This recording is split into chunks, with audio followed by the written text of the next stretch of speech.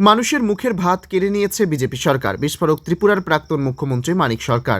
CPM সরকার গরিব মানুষদের পেটে লাথি মেরেছিল। বিস্ফোরক মেয়র দীপক মজুমদার। বিরোধীদের রাজনীতি না করাই ভালো বললেন ত্রিপুরার মুখ্যমন্ত্রী ডাক্তার মানিক সাহা। বৃহস্পতিবার ভোরে আগরতলা পুর নিগমের তরফ থেকে পূর্ব ঘোষণা অনুযায়ী বেআইনি দখলমুক্ত অভিযান সংগঠিত করে বুলডোজার দিয়ে গুড়িয়ে দেওয়া হলো আগরতলা লেক চৌমুহনী বাজারে বেআইনিভাবে গজিয়ে ওঠা দোকানগুলি। বর্তমানে আগরতলা লেক চৌমুহনী বাজারের এই অভিযান নিয়ে ত্রিপুরার শাসক দল বিজেপি এবং বিরোধী রাজনৈতিক দল সিপিআইএম দলের নেতাদের মধ্যে পক্ষে বিপক্ষে উঠছে নানান যুক্তি। শুরু হয়েছে রাজনৈতিক অভিসন্ধি পূর্ণতর্জার লড়াই। এই অভিযান নিয়ে শুক্রবার আগরতলা লেক চৌমুহনী বাজার পরিদর্শনে গিয়ে শাসক দল বিজেপিকে তুলোধনা করলেন বিরোধী দলনেতা জিতেন্দ্র চৌধুরী। তিনি বললেন, ডাবল ইঞ্জিনের সরকার বিজেপি, তাই গরিবদের পেটে লাথি মেরেছে আগরতলা পুর নিগম।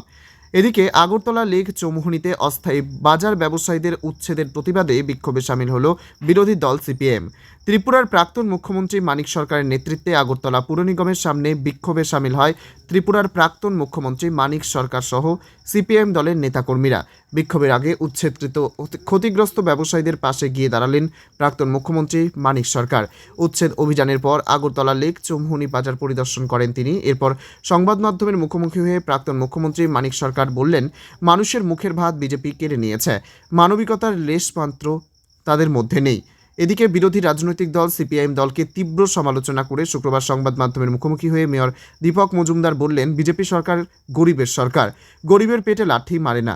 বিজেপি আর সিপিএম সরকার বিগত 25 বছর ত্রিপুরার গরিব মানুষদের পেটে লাথি মেরে মানুষজনদের শোষণ করে রেখেছিল।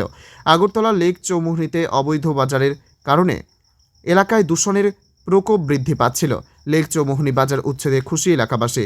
সরকারকে সহযোগিতা করার জন্য সকলের কাছে আহ্বান রাখলেন মেয়র দীপক মজুমদার। আগরতলা লেক চৌমুহনী বাজারে পুর নিগম 1 মাসের মধ্যেই ব্যবসায়ীদের জন্য শেড ঘর করে দেবে, যেখানে সকল ব্যবসায়ীরা ব্যবসা করতে পারবেন। এদিকে ত্রিপুরার মুখ্যমন্ত্রী ডাক্তার মানিক সাহা বললেন, আগরতলা লেক চৌমুহনী বাজার নিয়ে বিরোধী দল সিপিএমকে রাজনীতি না করাই ভালো। কিন্তু এটা কোন ধরনের পদক্ষেপ? হ্যাঁ, ওরা বলবে আমরা তো নোটিশ দিয়েছি, আমরা তো মাইকে অ্যানাউন্সমেন্ট করেছি। একটা নোটিশ দিলেই, একটা মাইকে অ্যানাউন্সমেন্ট করলেই 30, 40, 50 বছর ধরে যে ব্যবসা বাণিজ্য করে তারা সমস্ত পুঁজি খাটিয়ে এখানে সংসার চালাচ্ছেন, তাদের এই 2 দিন আগের 3 দিন আগের এই নোটিশে তার বিকল্প তৈরি হয়ে যায়। তাদের সাথে বসা উচিত না? তাদের সাথে বসে ঠিক আছে, আপনাদেরকে আমরা বিকল্প ব্যবস্থা করব, সেই সাপেক্ষে আপনারা একটু অন্য জায়গাতে কদিনের জন্য ব্যবসা বাণিজ্য করুন।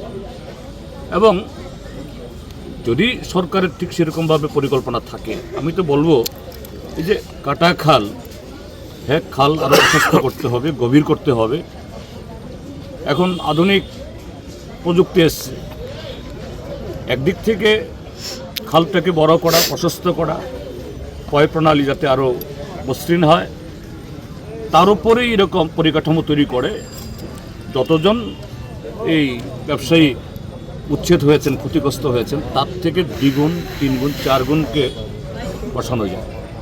কত হবে এখানে সব মিলিয়ে? না, এটা যারা উচ্ছেদ হইল, ক্ষতিগ্রস্ত হইল, 100-র মতো কিছুই না এখানে যে জায়গাটা আছে। কিন্তু মূলত হলো পরিকল্পনার অভাব, দৃষ্টিভঙ্গির অভাব।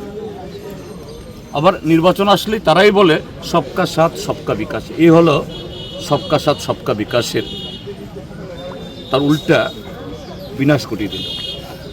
যাই হোক, গতকালও আমাদের পার্টির তরফ থেকে এসছে, আজকে আমরা আবার এসছি।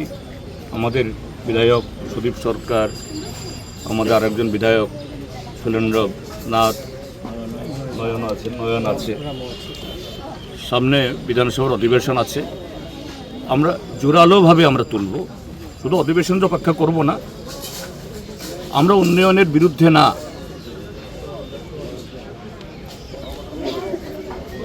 আধুনিকতার বিরুদ্ধে না।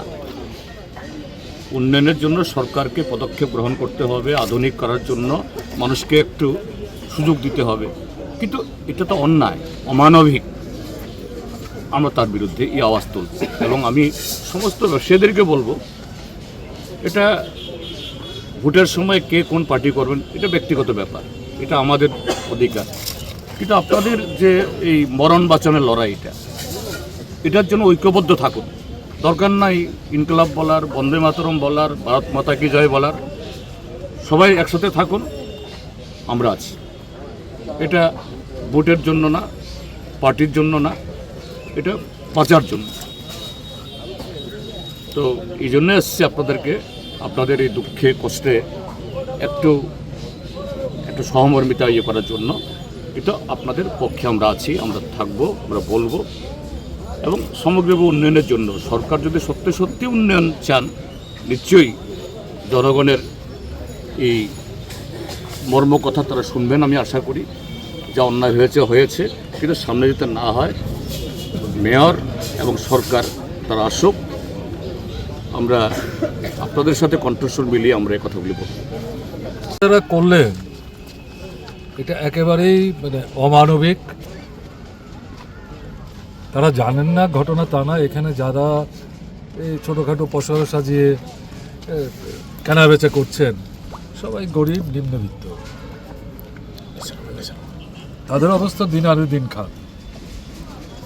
এখন সরকারের যদি বা পুরো পরিষদের যদি কোনো এই এলাকা নিয়ে উন্নত পরিকল্পনা থেকেও থাকে এবং এই জায়গাটা দিয়ে যদি তারা কিছু করতেও চায়, তাহলে প্রথম তো তাদের ডেকে বসে কথা বলা দরকার ছিল যে আমরা এই জিনিস করতে চাই, আপনাদের সহযোগিতা লাগবে, আপনাদের জায়গাটা ছাড়তে হবে এবং আমরা একটা বিকল্প ব্যবস্থা আপনাদের জন্য করব।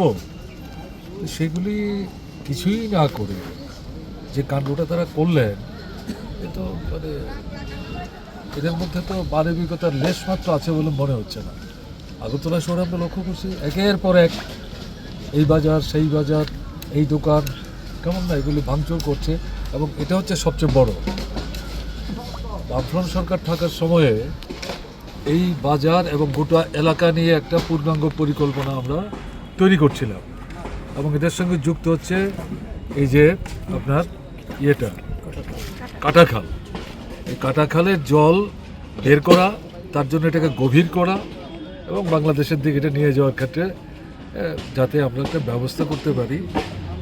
আশেপাশে যে বাড়িঘর আছে তাদের কোথাও কোথাও খানিকটা হয়তো জায়গা ছাড়তে হবে, কিন্তু তাদের বিকল্প ব্যবস্থা হবে। এরকম 3-4টা জায়গায় মিটিং করে চিফ সেক্রেটারি সহ, চিফ ইঞ্জিনিয়ার সহ নগরকে নিয়ে কথাবার্তা হয়েছে। এটা মানে পরিকল্পনার ছক তৈরি হয়েছে। এবং এই বাজারে বিশেষ করে এই রাস্তার উপরে আজকে গিয়ে আমি যা দেখলাম, তো এই তো কয়েকশো, তখন এত সংখ্যা ছিল না। তখন আমাদের পরিকল্পনার মধ্যে ছিল যখন এটা গভীর করব, একটু ছড়াবো, জল এদিকে উঠবে না, এর সঙ্গে মিলিয়ে নিচে সিঁড়ির মতো করে এই বাজারটা এই রাস্তার উপর যারা করেন তাদের যাতে অসুবিধা না হয়, তাদেরকে ওখানে বসিয়ে মোটামুটিভাবে স্থায়ী যাতে একটা আয় উপার্জনের ব্যবস্থা করতে পারে, এটা আমাদের পরিকল্পনার মধ্যে ছিল। এখন যারা নগরে আছেন বা পূর্ত দপ্তরে আছেন, তারা খুঁজতে পরে দেখবেন বামফ্রন্ট সরকারের সময় শেষের দিকটা এই পরিকল্পনা তার মধ্যে অন্তর্ভুক্ত ছিল। তো এটা তারা কি করলেন, এটা তো মানে বিশ্বাসই করা যাচ্ছে না। স্যার, একদিকে সরকার মানুষের পেটের ভাত তারা সেখানে করছেন, হরণ করছেন, বিকল্প কোনো ব্যবস্থা করছেন না। এখন এই ভদ্রমহিলা যা বললেন, যারা মানে এখানে দোকানপাট ভাঙলো, বিপর্যস্ত হলেন, তাদের পক্ষ থেকে যখন জানতে চাইলেন ব্যবস্থা হবে, আরে কি ব্যবস্থা হবে?